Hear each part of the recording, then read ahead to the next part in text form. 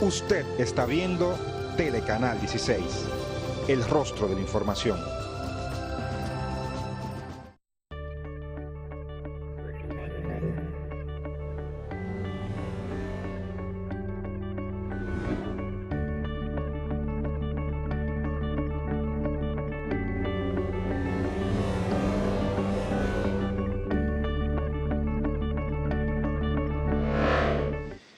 Hola, ¿qué tal? Y bienvenidos a una nueva entrega de Marco de Referencia, su marco analítico e informativo de cada día. Yo soy Edmundo Ledesma y voy a estar con ustedes compartiendo la actualidad. El secretario general de la Organización de Naciones Unidas, Ban Ki-moon, destacó la importancia de los planes que ejecuta el gobierno dominicano para reducir el analfabetismo y la pobreza. Nuestro compañero Israel Figueroa nos dice más en la siguiente historia. En su visita a la Dirección General de Programas Especiales de la Presidencia para conocer acerca del plan de alfabetización y de la estrategia Quisqueya sin Miseria, el secretario general de la ONU, Ban Ki-moon, sostuvo que de todas las metas del gobierno, la más importante es la reducción de la miseria y destacó la inversión en educación que realiza el gobierno del presidente Danilo Medina. Quisqueya sin miseria. Por este programa Quisqueya sin Miseria, un programa de mucha importancia. I'd like to sincerely thank and highly commend Sinceramente quiero agradecer y the también foresight, the vision of the President la visión Medrano, del presidente. Al tiempo de pedir que la misma sea aumentada de manera sostenible. Asimismo, contó la experiencia de su niñez, destacando que su madre nunca fue a la escuela, pero se preocupó porque sus hijos estudiaran. De su lado, el ministro de la Presidencia, Gustavo Montalvo, recordó que la meta del gobierno es reducir la desigualdad social, por lo que se pretende sacar de la pobreza a más de 1 millón de personas. Nuestro objetivo estratégico en este caso es atacar a la desigualdad en el momento en que más daño hace, es decir, en los primeros años de vida de los niños y niñas dominicanos. Por ejemplo, el programa de alfabetización no habría sido nunca posible sin el aporte de 43.795 alfabetizadores voluntarios que constituyen su espina dorsal. En tanto que el director de los programas especiales de la presidencia, Pedro Luis Castellanos, consideró que el país superará antes del 2015 la meta que se propuso de reducir más del 50% la tasa de analfabetismo, cifrando la tasa en jóvenes y adultos menores al 5%. Vamos a cumplir nuestro compromiso, no solo de reducir el analfabetismo de jóvenes y adultos al por lo menos el 50%. Podemos asegurar que antes de concluir este año, la tasa de analfabetismo de jóvenes y adultos será menor del 5% y que seguiremos trabajando para que todos tengan la oportunidad de aprender a lo largo de su vida. Durante la actividad se hizo entrega de certificados a 3 personas alfabetizadas. Así también fue leído un testimonio de agradecimiento escrito por la señora Modesta Guzmán. Alfabetizarme me ha dado sentido a mi vida. Por eso no doy ni un paso atrás. Y es que estas iniciativas son altamente valoradas por la coordinadora de la Acción Empresarial para la Educación, Elena Villella de Paliza, indicando que cuando se invierte en educación se asegura el progreso de una nación. La importancia de la educación como la clave para la reducción de la pobreza, para darle algo que le crea una posibilidad de desarrollo sostenible a las personas, porque lo que se aprende no se pierde. En su visita a la sede de la Dirección General de Programas Especiales de la Presidencia, Ban Ki-moon estuvo acompañado por su esposa, la señora Yoon Sun-taek, por la secretaria general adjunta, María Eugenia Casar, el coordinador residente de las Naciones Unidas en el país, Lorenzo Jiménez de Luis, y por Kim Won-soo, asesor senior del secretario general.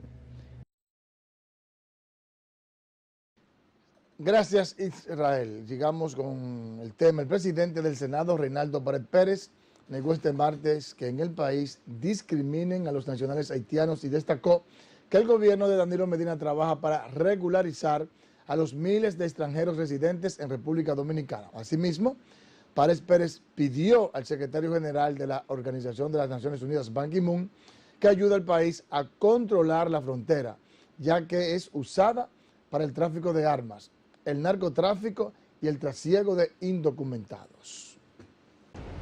A raíz de la sentencia 168-13, dictada por el Tribunal Constitucional en septiembre del año pasado, el país, nuestro país, ha sido objeto y centro de una infamante, difamatoria y desconsiderada campaña en su contra, cuando lo que realmente se procura en puridad de verdad, empezar a regular y transparentar de una vez y por todas el grave problema migratorio que hemos padecido por décadas y décadas debido a la indiferencia e irresponsabilidad de muchas de nuestras autoridades. Recordó que República Dominicana ha tenido que enfrentar el problema migratorio por décadas y que a raíz de la sentencia 168-13 emitida por el Tribunal Constitucional, el país ha sido objeto de una campaña en su contra.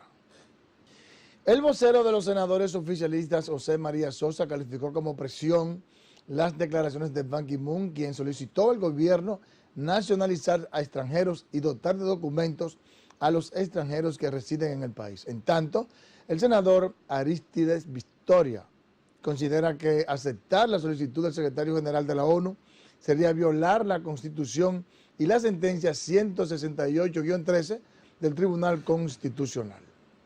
Al señor presidente Danilo Medina para que se haga lo que siempre ellos han querido que en este país se haga. Pero en este país tenemos nuestras leyes y acaba de aprobarse ya una ley de naturalización.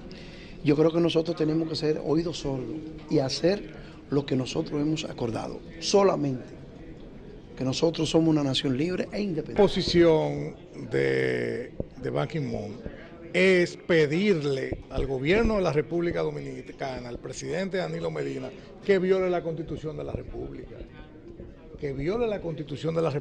y que viole una sentencia del Tribunal Constitucional de la República Dominicana, que es vinculante a todos los poderes aquí. Eso es imposible. Eso es imposible. Porque por encima de todo están nuestras leyes. Nosotros no podemos estar en contra de nuestra Carta Magna de la Constitución de la República, en contra de las sentencias que se han sido emitidas y de una ley de naturalización que nosotros aprobamos en el Congreso de la República.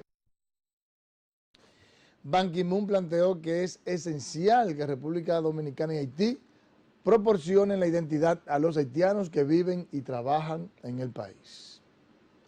Miren, como yo no tengo mucho tiempo, porque en el día de hoy tengo una interesante entrevista con el ex intendente de bancos, Dari Javier Cuevas, no voy a hablar mucho. Yo le solicito a todos los seguidores de este programa que vean un documental que se encuentra en internet, que se llama Los 7 demonios de Haití, para que ustedes vean quiénes son los causantes de las penurias que vive Haití.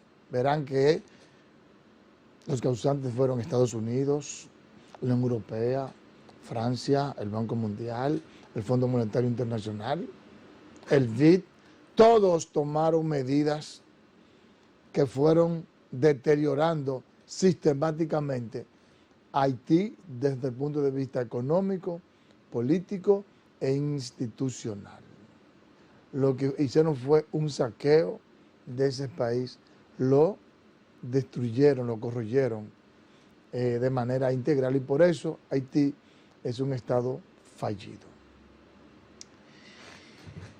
Y yo creo que realmente no somos los dominicanos los que debemos de tener compasión con Haití. Por supuesto que le tenemos compasión, somos el país más solidario que tiene Haití, pero los que no han tenido compasión con Haití son precisamente esas grandes naciones y esas grandes entidades internacionales que han prometido ayuda económica,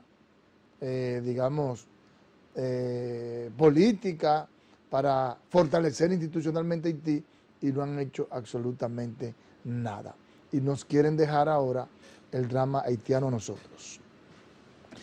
El Partido Revolucionario Mayoritario depositó ante la Junta Central Electoral la documentación para la acreditación del nombre de dicha organización, los colores que la identificarán y los símbolos. Desde la Junta Central Electoral, José Torres con los detalles. Gracias, así es. La Alianza Social Dominicana formalizó ante la Junta Central Electoral el cambio de nombre por el del Partido Revolucionario Mayoritario. La solicitud fue depositada en la Secretaría General de la Junta por el secretario general de la ASD, Ramón Efraín Cuello, y el delegado político de esa organización, José Marte Piantini. Nosotros hemos venido precisamente para cumplir con los aspectos legales de hacer el cambio de nombre. De inmediato vaticinaron que se convertirán en el partido principal de la República Dominicana. Es la primera vez que surge un partido político que se coloca como el primer partido de oposición de la República Dominicana. La conjunción de liderazgo de un Hipólito Mejía, de Luis Abinader, conjuntamente, es la mayoría de la oposición en la República Dominicana. Por supuesto que sí. Por supuesto que sí. Había un padrón y él sacó 500,000 de personas. Esas personas pertenecen al PRD mayoritario. Es simple. También dieron a conocer el lema, el logo y los colores del Partido Revolucionario Mayoritario. El logo se basa en una descripción que ya estamos especificando en este momento con la sigla que está compuesta por letras PRM. Y como ustedes pueden ver aquí, este logo del Partido Revolucionario Mayoritario es de forma circular, compuesto de 2 círculos perimetrales de color dorado, de forma en aro, de fondo blanco, que a su vez sirve de base para el nombre. Dentro de estos se representa un círculo central de color azul sólido. Ramón Espiñeira, secretario general de la Junta Central Electoral, recibió la solicitud de la Alianza Social Dominicana y dijo que la misma sería tramitada como establece la ley.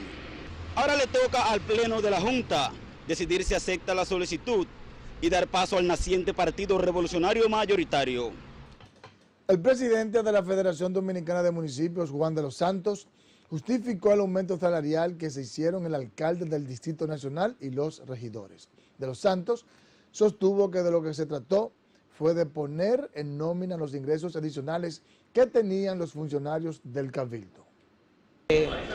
Ellos tenían diferentes formas de ingresos, por ejemplo dietas, uso de vehículos. Lo que hicieron fue unificar todas esas partidas. ¿Esta sensibilización podría beneficiar a otros empleados? Bueno, si tenían otros ingresos, entiendo que también.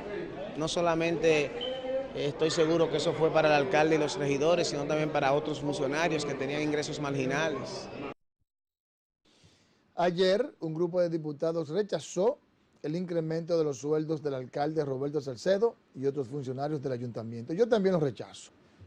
La presidenta de la Cámara de Cuentas, Lizelot Marte de Barrios, negó que haya autorizado un aumento salarial al alcalde del Distrito Nacional y los regidores.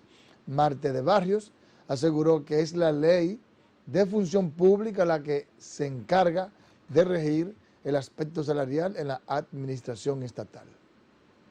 Primero, no tenemos facultad para mandar a nadie a hacer aumentos de salario, número 1. Y número 2, no tengo la auditoría en mis manos en este momento, no tengo exactamente qué es lo que dice la auditoría, pero lo que sí te puedo decir es que muchas instituciones le dan un salario a sus servidores y por detrás, como diría en buen castellano o en buen dominicano, le dan lo que llaman completivo. Entonces ese completivo tiene que sufrir la retención del impuesto sobre la renta conjuntamente como si fuera salario. Se recuerda que el alcalde Roberto Salcedo y los regidores del Ayuntamiento del Distrito Nacional se aumentaron sus sueldos, lo que ha generado el rechazo de distintos sectores. Aquí yo no voy a hablar de esa vaina. Luisa Ramírez y su cápsula de salud.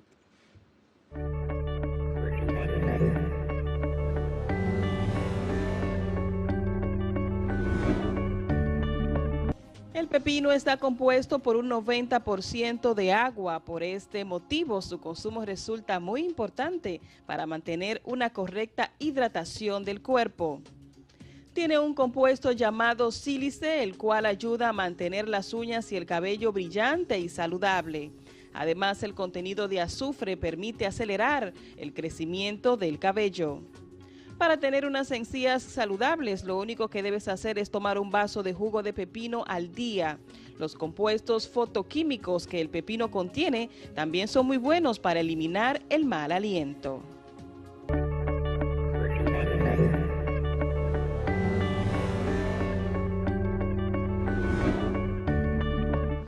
Es hora de nuestra primera pausa y no se vaya que hay mucho más en Marco de Referencia.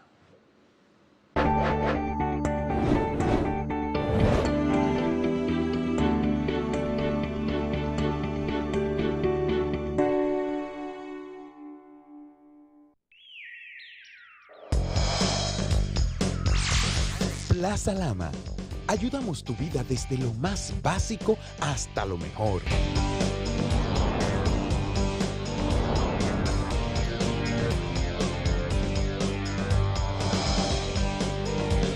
En nuestros departamentos encontrarás todo lo que hará de tu casa un hogar.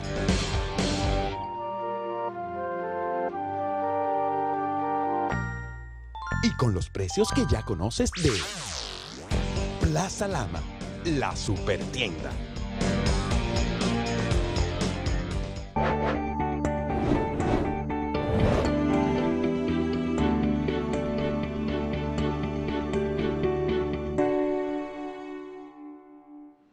Gracias por continuar con nosotros en Marco de Referencia. Yo soy Miguel y las tecnológicas.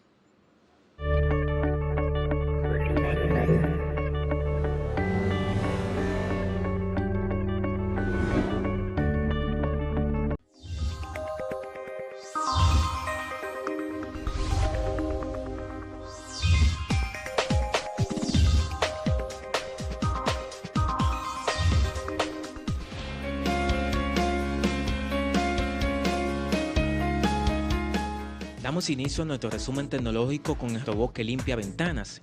Ventanas impecables con apenas presionar un botón. Esa es la promesa de Wimbo, un dispositivo electrónico y se coloca en puertas, espejos y ventanas para encargarse de su limpieza.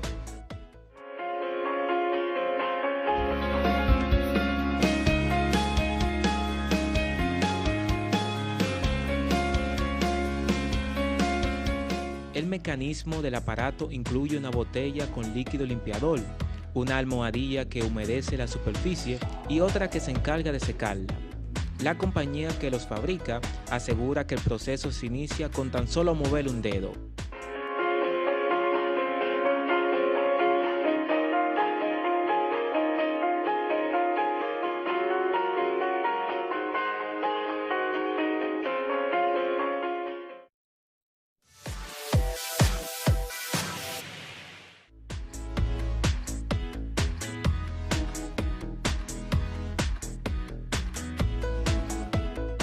Y seguimos con Bad2Go, el equipaje inteligente que podemos localizar con GPS.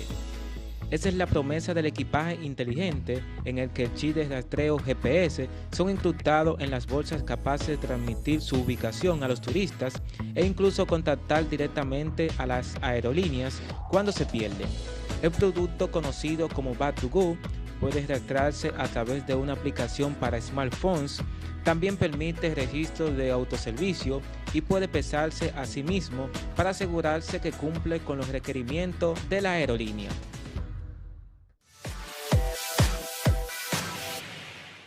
Y finalizamos con Estados Unidos, ya que demanda a Amazon por dejar a los niños comprar sin permiso. En un comunicado, la agencia estadounidense aseguró que Amazon permitió que los niños efectúen compras a través de la aplicación descargada en aparatos móviles con las tabletas Kindle sin consentimiento paterno y que el costo de estas compras se cargaba luego en las cuentas de sus progenitores. Según la FTC, niños a lo largo y ancho de Estados Unidos habrían gastado millones de dólares en compras de Amazon. Y de esta manera concluimos nuestro resumen tecnológico para Marco de Referencia. Yo soy Miguel Calderón.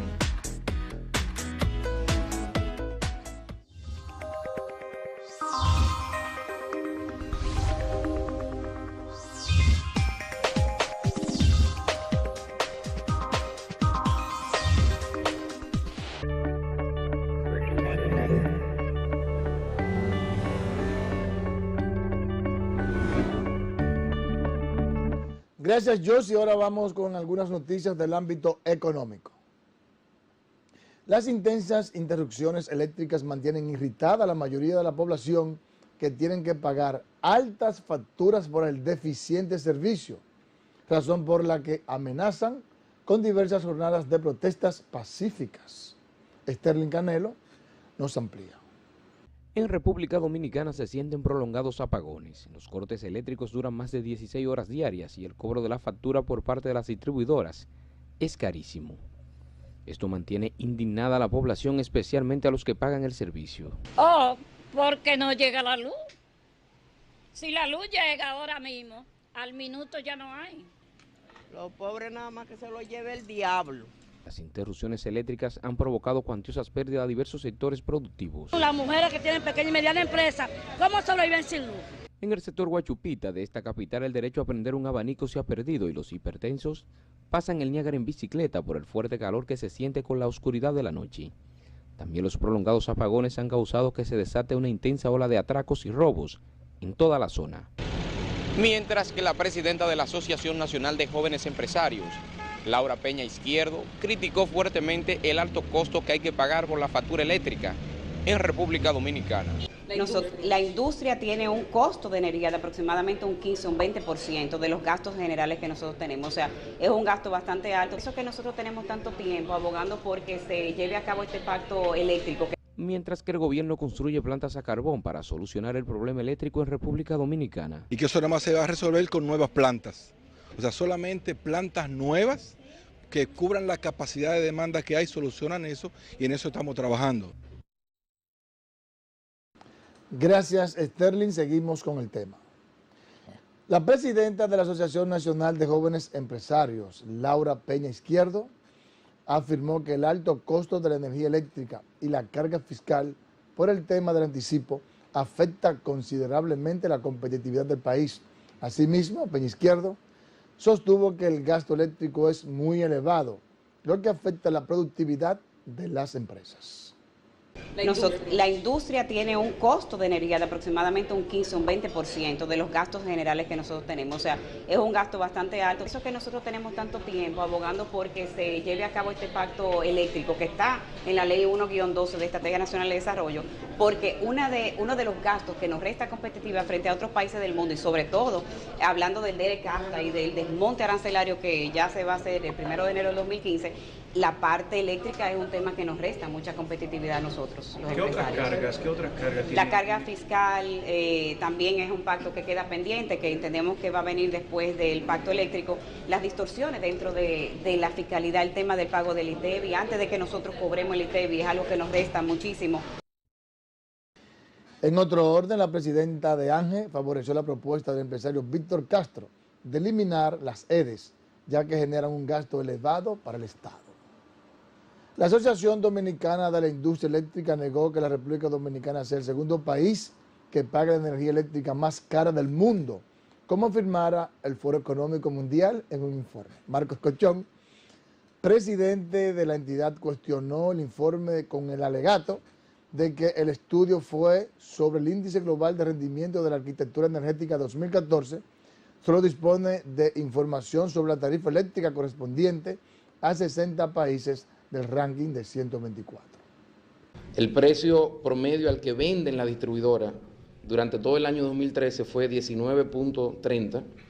El precio promedio al que vendieron las distribuidoras en el periodo enero-abril del año 2014 fue 18.50 aproximadamente. Recuérdense que en los meses de enero, febrero, marzo y abril, como hace un poquitico más de fresco, la demanda es un poquitico menor y los precios tienden a ser un poquitico menores. Por lo tanto, la estadística está desfasada, número uno. Y número dos, el dato que yo te acabo de dar, de que los usuarios no regulados, que representan el 90% de los industriales dominicanos, están comprando a un precio igual o inferior a 14 centavos de dólares. Sostuvo que la industria compra energía a un precio de entre 12 y 16 centavos de dólar el kilovatio hora, lo que en comparación con los países centroamericanos, las tarifas para el sector industrial dominicano son menores. El director del Centro de Exportación e Inversión de la República Dominicana descartó que el alto costo de la energía servida a los industriales afecta la inversión y la exportación del país. En ese sentido, Jean Alain Rodríguez sostuvo que en el primer trimestre de este año las inversiones y las exportaciones se han incrementado en comparación con años anteriores. Y digo no afecta porque República Dominicana se consolida como el principal destino receptor de inversión, no solamente del Caribe, sino incluso el segundo lugar, Centroamérica y el Caribe, con más de 5.000 millones de dólares recibidos en los últimos 2 años. O sea que en materia de inversión vamos muy bien. En materia de exportación también vamos muy bien. El año pasado aumentamos un 6% nuestras inversiones respecto al 2012 y este año, en el primer semestre, y así lo hemos declarado en el día de ayer, también hemos aumentado más de un 6%. La teoría, las declaraciones se contrastan con las estadísticas. Las estadísticas dicen que las inversiones en República Dominicana siguen creciendo. En consecuencia, la energía eléctrica no es un escollo. Ahora, para el sector productivo, para el sector industrial con vocación exportadora, evidentemente que es un gran escollo.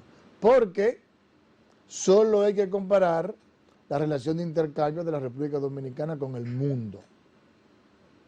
De manera particular, con el DERECAFTA. Estados Unidos, República Dominicana y 6 países de Centroamérica. Con todos tenemos una balanza comercial deficitaria creciendo cada año. Y además, con prácticamente todos los países del mundo. Creo que 3 países en el mundo, Canadá, Haití y creo que Guatemala, o no sé cuál otro país, que es mucho más pobre que nosotros y que tiene niveles de institucionalidad y productividad muy por debajo de la media, es que tenemos una balanza comercial positiva. Con Canadá, bueno, quizás por el barrigol.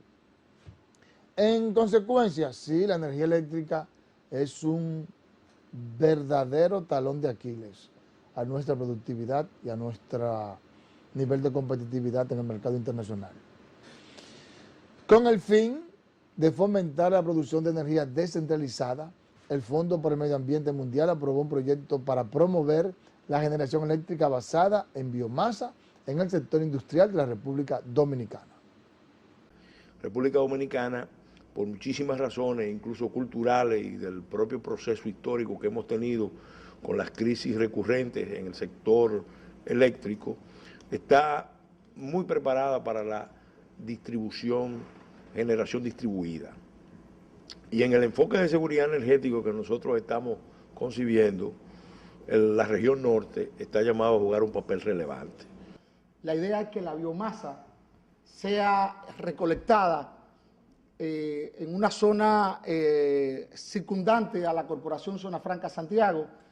Ya hay un estudio de prefactibilidad de biomasa en esa zona que dio resultados positivos y ahora con el estudio de factibilidad que se va a elaborar posteriormente, esperamos ya que el proyecto se convierta en una realidad porque sabemos del potencial que tiene República Dominicana y básicamente esa zona del Cibao. La Corporación Dominicana de Empresas Eléctricas Estatales y el Ministerio de Medio Ambiente iniciaron un proceso de reforestación en la provincia de Peravia. La iniciativa busca plantar 3 millones de árboles en comunidades aledañas a la central termoeléctrica Punta Catalina. La producción a carbón que se va convirtiendo hoy en una tendencia mundial con nuevas tecnologías, sin embargo, no deja de tener un desafío ambiental importante. Sus emisiones de dióxido de carbono son significativas e importantes. ¿Cómo afrontar este reto que al mismo tiempo se constituye en una oportunidad? Ya un grupo de instituciones veníamos trabajando alrededor de la caoba, que es el árbol de la República Dominicana, el árbol nacional de la República Dominicana con unas características muy especiales. Es la segunda madera más preciosa del mundo, es una madera de gran demanda en el mercado mundial.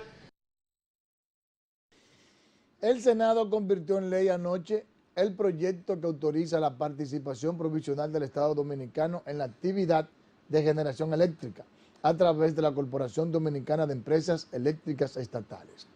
La pieza fue aprobada en única lectura por los 17 senadores presentes en la sesión, luego de ser motivada por el legislador Juan Orlando Mercedes, presidente de la Comisión Permanente de Energía. La nueva ley que autoriza a la CDEE participar como promotor, titular y o propietario directa o indirectamente en la actividad empresarial de generación de electricidad e incluye el otorgamiento de concesión definitiva para construir y operar obras eléctricas de generación en el mercado eléctrico mayorista del Sistema Eléctrico Nacional Interconectado, según dispone la Ley General de Electricidad 125-01.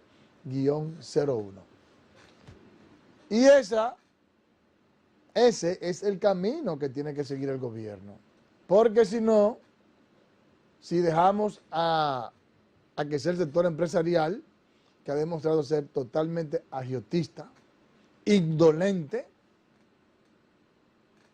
evidentemente que el problema eléctrico seguirá deteriorándose y estará cada vez peor, porque a ellos no les importa.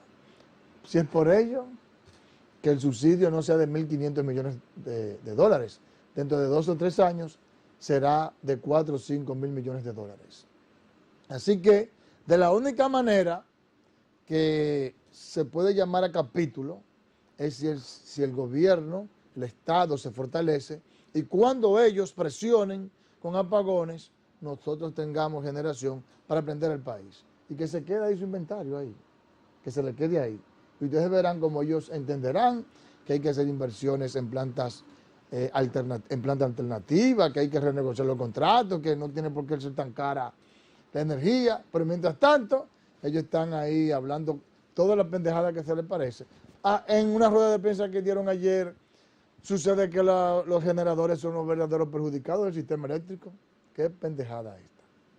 Así que muy bien por el gobierno, que construya de manera acelerada plantas a carbón, a gas, biomasa, hidroeléctrica y todas las alternativas que indiquen que de 22 centavos de dólar bajemos a 9 a 10 a un precio razonable, a un precio competitivo para que los otros sectores de la economía puedan desarrollarse. El Ministerio de Industria y Comercio y otras entidades gubernamentales firmaron un acuerdo de colaboración interinstitucional para la conformación de la mesa de apoyo de la Asociación Nacional de Industriales de Muebles y Colchones y Afines. El viceministro Ignacio Méndez sostuvo que con la iniciativa se busca crear políticas y programas que permitan desarrollar ese sector en el país. Como una manera de coordinar esfuerzos entre todas las instituciones que están aquí presentes y las que obviamente se incorporarán más adelante, en apoyarlo para hacer políticas, crear programas de apoyo al sector. Además de Industria y Comercio, firmaron el acuerdo Proindustria, Infotet, Intet, ONAPI y el 6RD.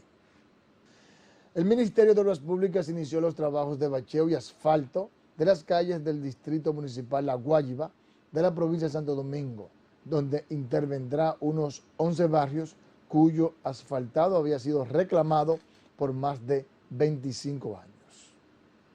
Y es un apoyo decidido del gobierno dominicano a través del Ministerio de Obras Públicas a las municipalidades, a los gobiernos locales, tanto los ayuntamientos de municipios como las juntas de distritos municipales. Y gracias al presidente Danilo Medina y al ministro, que yo llamo orgullosamente el ministro de las mangas cortas, Gonzalo Castillo, hoy podemos decir que La Guayiga en un 60% de las calles principales de los 28 sectores que tenemos a final del 2014 quedarán asfaltadas. El economista Ernesto Selman llamó a los legisladores a aprobar la ley de responsabilidad fiscal y consideró que con la normativa se evitarían los déficits fiscales, ya que el país está gastando más de lo que percibe. Selman sostuvo que con la ley de responsabilidad fiscal se combatiría más efectivamente la pobreza, lo que daría mayor certidumbre en el futuro. Lo que queremos es, con esta legislación, que se cree un marco y unos límites a esos niveles de endeudamiento que se han ido asumiendo y que están representando un alto costo a la economía y al desarrollo de la nación. Entonces, lo que ha sucedido es que desde el año 2000 para acá la deuda pasó de 3.250 millones de dólares a unos 31.000 millones de dólares, donde el servicio de la deuda representa un alto costo para la economía dominicana, cuando se proyecta que para el año que viene se va a gastar unos 100.000 millones de pesos de intereses, de pago de intereses de la deuda, y eso es un monto similar a lo que se gasta en educación. Habló previo a un conversatorio realizado con el fin de exponer la experiencia internacional en cuanto a la aplicación de leyes de responsabilidad fiscal en América Latina. Yo tengo una opinión sobre ese tema, pero como tengo poco tiempo, quizás lo trate mañana. Vamos ahora con las variables económicas.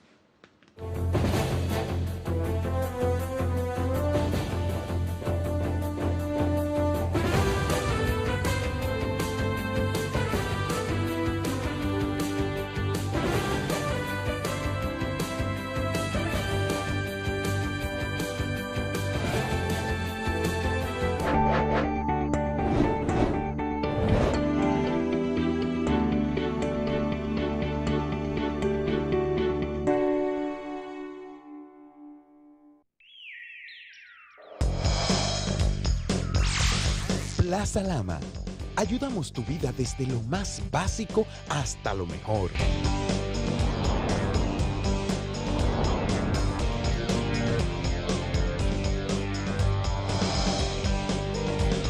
En nuestros departamentos encontrarás todo lo que hará de tu casa un hogar.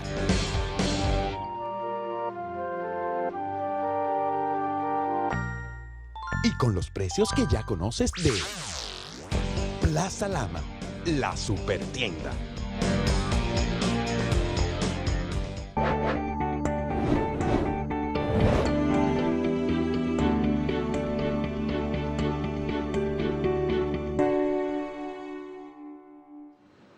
Sigamos ahora con Robert Williams en su sección de Ciencia y Cultura.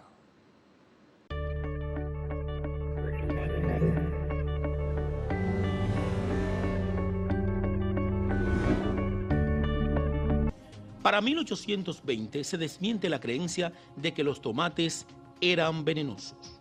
Se desmiente la creencia popular de que los tomates eran venenosos, abriendo las puertas para que las culturas occidentales consumieran salsa de tomate, gazpacho y sándwiches de tomate con entusiasmo.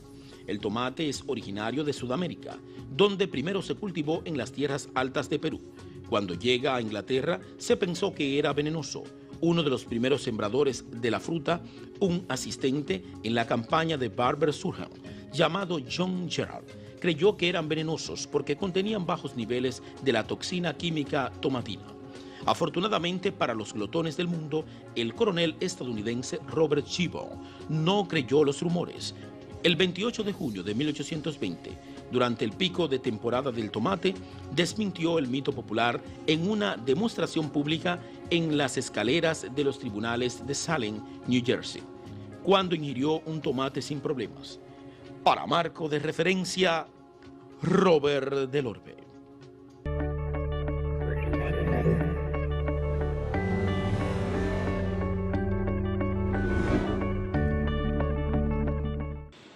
Vargas Vila Riverón y las internacionales.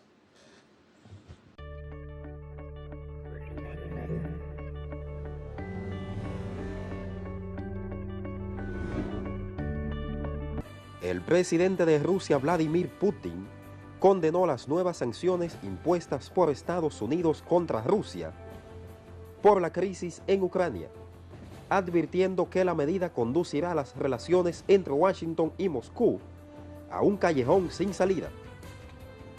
Los blancos de las sanciones introducidas por el gobierno norteamericano incluyen a la gigantesca petrolera Rosneft, varias firmas de armamento y 4 altos funcionarios rusos. En otra información, Israel informó que cesará este jueves durante 5 horas, por motivos humanitarios, sus bombardeos en la Franja de Gaza, que el miércoles mataron a 8 niños, 4 de ellos en el ataque contra una playa del enclave palestino. El ejército israelí dijo que detendrá los ataques para permitir a la población civil de la Franja de Gaza abastecerse y advirtió que si Hamas y otras organizaciones terroristas explotan esta pausa humanitaria, responderán con firmeza. El gobierno de Estados Unidos notificó al Congreso su intención de transferir a 6 presos de la base de Guantánamo a Uruguay. Un funcionario estadounidense dijo que el Pentágono informó la semana pasada al Congreso que está listo para concretar los ofrecimientos del presidente uruguayo José Mojica de recibir en su país a los reos.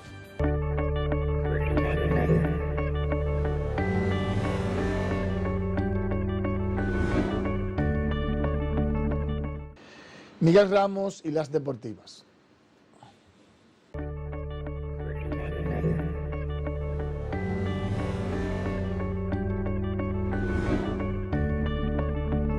Estas son las deportivas para marco de referencia.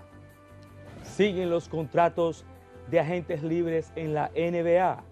Ahora le tocó el turno al escolta Lance Stephenson, quien deja a los Indiana Pacers y llega a Charlotte Hornets con contrato de 3 años y $27 millones.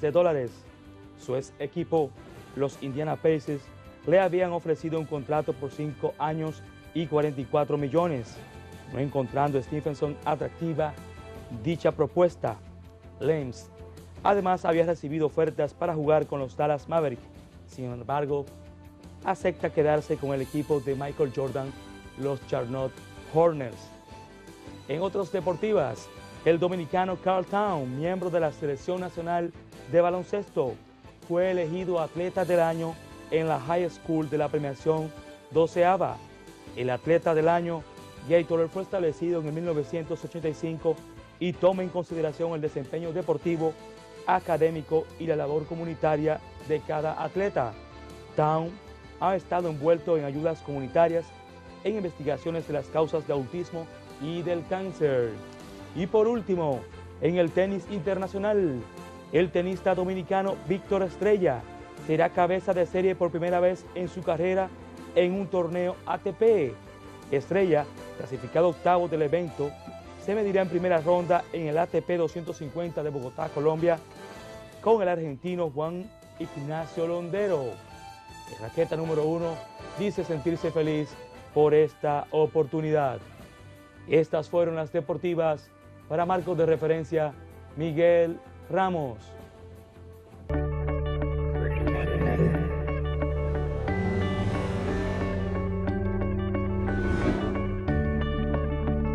Luego de este resumen de deportes, vamos a una pausa y venimos con el ex intendente de bancos, Dari Javier Cuevas.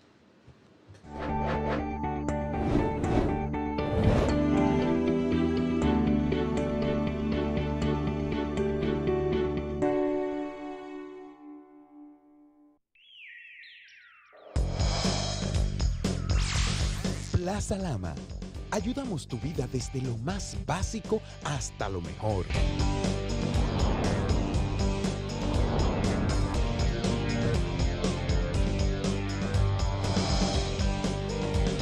En nuestros departamentos encontrarás todo lo que hará de tu casa un hogar.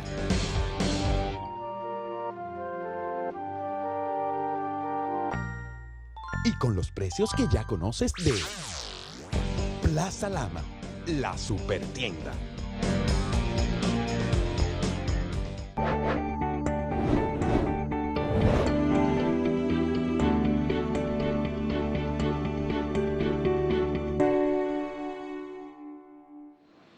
Tal y como les habíamos prometido antes de la pausa, nos acompaña el ex intendente de bancos, nuestro querido amigo Dari Javier Cuevas, quien va a estar con nosotros compartiendo sobre temas especialmente de interés económico que están en la palestra pública. ¿Cómo te sientes, Dari? Muy bien, y Mira, estando aquí en tu programa mejor. Te llamé para conversar por el hecho de que el 27 de febrero, cuando hicimos el programa especial, en ocasión a la presentación que hizo el presidente de la República, la rendición del cuento el 27 de febrero, tú trataste el tema del Bandés, de la conversión del del BNB en Banco de la Exportación y los requerimientos institucionales y la necesidad de búsqueda de recursos que iban a crear cierto nivel de dificultad. Yo quiero entonces retomar ese planteamiento que tú hiciste en aquella ocasión y cuál sería la salida para resolver este problema. Mira, Edmundo y los amigos televidentes, el asunto es simple. La Ley Monetaria y Financiera 183-02 y la propia Constitución de la República, por ejemplo, establece que cualquier iniciativa legislativa en materia monetaria y financiera debe ser refrendado por la Junta Monetaria. Entonces, partiendo de ahí, una conversión de cualquier entidad y más la creación, en este caso, de una entidad estatal, porque el Bandex sería un continuador jurídico del BNB. Entonces, en ese aspecto, yo pienso que lo viable, o pienso no, sino el mandato de la ley y la Constitución es que la Junta Monetaria se hubiese conocido eso. Se obvió esa parte del procedimiento, se obvió, y ahí comienza el primer error.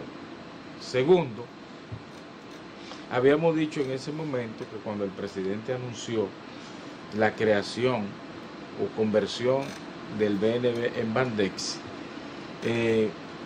decíamos que necesariamente habría que invocar el artículo 47 del reglamento de apertura y funcionamiento de entidades de intermediación financiera, y que en la República Dominicana, en la actualidad, la ley monetaria y financiera no contemplaba esa tipología, y que en todo caso lo que habría es acogerse a una de las diferentes tipologías bancarias que había, banco de ahorros y crédito o entidades de crédito, entidades financieras. Entonces, que si eso no se hacía así, iba a provocar un problema. Y el otro elemento, el tercer elemento, entonces es de dónde iban a salir los fondos de la nueva entidad, porque el capital accionario del BNB era insuficiente para ello. Entonces me sorprendió que la capitalización de esa entidad ubicara los fondos de pensiones. Entonces, en ninguna parte del mundo los fondos de pensiones sirven para capitalizar una entidad. Entonces yo pienso que esos tres errores se cometieron y son enmendables. Es simplemente retirar el proyecto que cursa en el Congreso y reorientarlo. Primero la parte procedimental y lo otro es la redefinición o el origen del capital de la entidad, la nueva entidad, en este caso Bandex. Yo pienso que es una iniciativa loable, viable, promover un banco de desarrollo de la exportación a muchos países le ha dado buenos resultados, como el caso de México, el caso de Brasil, Chile.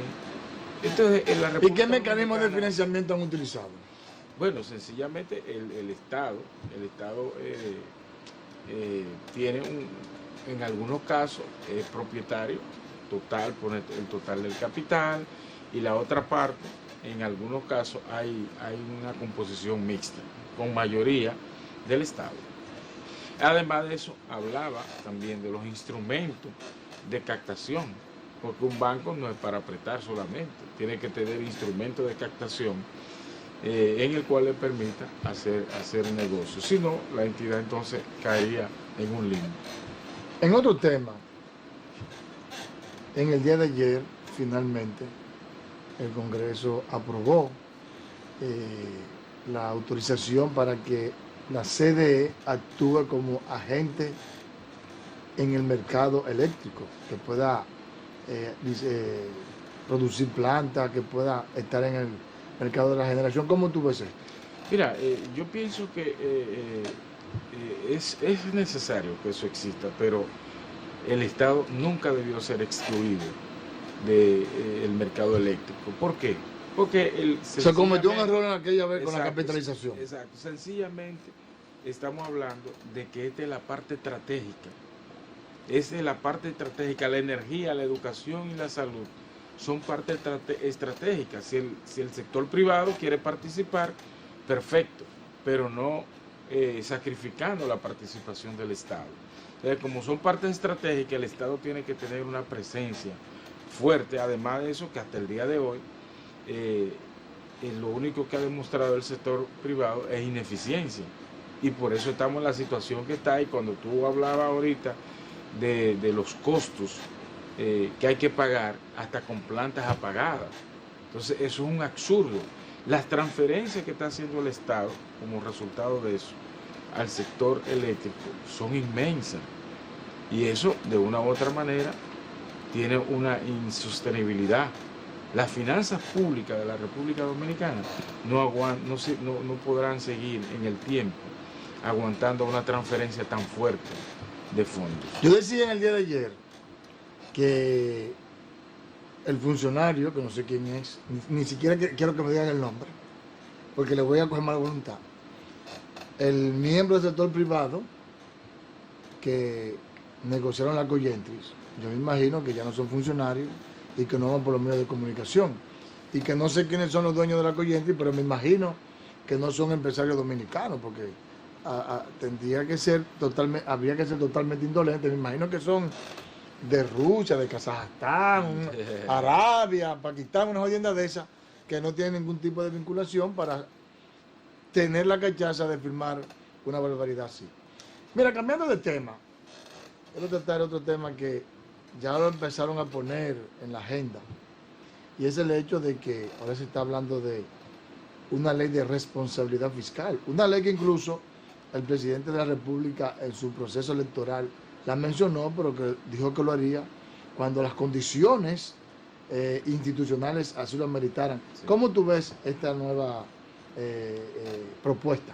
Mira, todo marco legal que sirva de base para organizar, controlar y planificar los recursos públicos son plausibles. Ahora, una ley de capitalización, de responsabilidad fiscal tiene que estar dotado de dos elementos fundamentales que lo que han planteado esa ley no lo contemplan, ni mucho menos lo ponen en el debate público. ¿Cuáles son esos? Uno, tú tienes que tener un soporte técnico, tienes que tener profesionales en el área fiscal bien formados, ¿verdad? Técnicos de carrera, que te puedan diseñar planes para eso, que puedan detectar cualquier error o falla que se puede estar cometiendo en la distribución de los recursos públicos. Y en consecuencia tú tienes que tener una plataforma tecnológica que acompañe a los técnicos. En la otra parte tiene que acompañado de la parte institucional. Nosotros sabemos que en el país hay muchas debilidades institucionales que gradualmente se van superando. Y en ese aspecto debe también, paralelo, haber un desarrollo institucional y un respeto en el cual el funcionario público se acoja a los mandatos, a los preceptos que están establecidos en la ley y respete la institucionalidad. Si esas dos cosas no están presentes, de nada sirve tener una ley que lo que te va a decir de ley marco. Entonces, una ley marco lo que te hace una serie de enunciados, y entonces en los últimos tiempos en la República Dominicana, en todas las leyes, y particularmente leyes especiales, se invocan reglamentos. ¿Qué sucede cuando se invocan reglamentos? Lo primero es que el legislador sabe que una ley debe ser lo suficientemente fuerte para poder definir todo el accionar de una institución del país. Pero cuando tú dejas al reglamento, que el reglamento no es más que una aplicación de la ley, pero entonces en el reglamento, cuando vienen los reglamentos, se deja a voluntad del que le ejecuta hacer lo que ellos entienden. Y ahí esa parte entonces también crea un problema. O sea, los reglamentos no son malos porque es la viabilización de la ley, pero le deja el espacio al administrador de ese reglamento para que ejecute su voluntad. En consecuencia, y sintetizando, entrenamiento y fortalecimiento institucional. Perfecto. Implementación de tecnología. Exacto. Y además de eso, de desarrollo y formación técnica de los recursos humanos. Finalmente, Luis Reyes, que se llama el director de presupuesto. Sí, sí, muy bueno. Que antes de ayer estuve en un seminario que tú estuviste ya. Sí. Él habló de que el gobierno ha logrado tener un flujo de caja positivo como consecuencia de que han estado gastando sobre la base de lo que se está percibiendo, lo que está ingresando. Eso de alguna manera no es responsabilidad fiscal. Bueno, por lo menos transparencia, porque cuando hablamos de responsabilidad fiscal, todo eso va acompañado. Y yo creo que la transparencia, el fortalecimiento institucional, la parte legal, la parte tecnológica, todo tienen que estar compenetrados. Entonces, en ese aspecto yo pienso que sí, Luis Reyes como director de presupuesto es una persona muy abierta, muy capaz y sobre todo que se preocupa porque las cosas se hagan bien. Para finalizar, ¿está creando el Estado Dominicano el nivel de garantías, de credibilidad, para que dentro de un tiempo relativamente, digamos, adecuado, se pueda empezar a hablar de la reforma fiscal integral?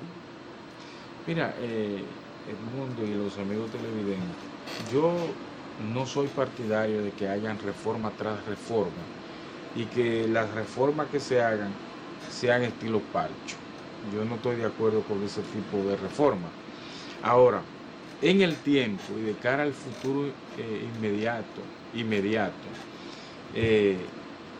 la República Dominicana tiene que definir qué tipo de manejo fiscal debe tener. Y dentro de eso cae una reforma fiscal integral. Pero una reforma fiscal integral debe ser el resultado de un consenso, ¿verdad?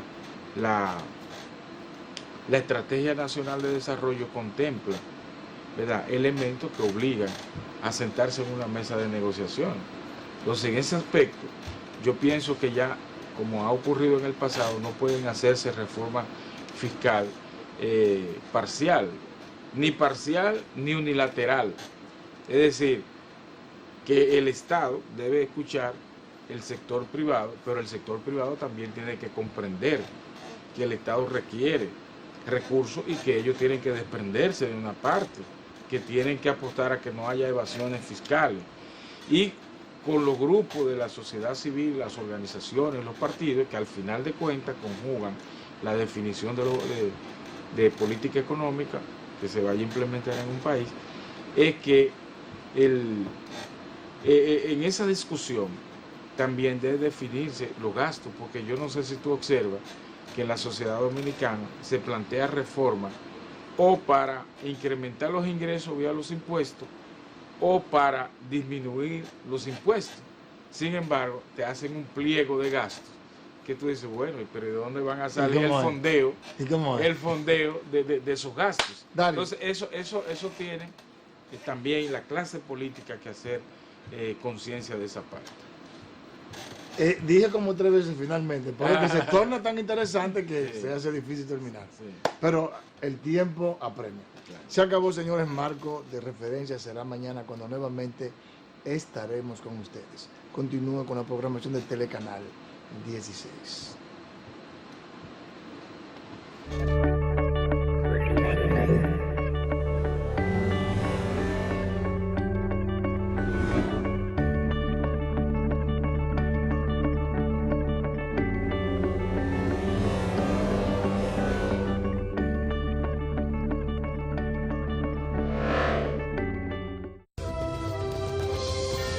Usted está viendo Telecanal 16, el rostro de la información.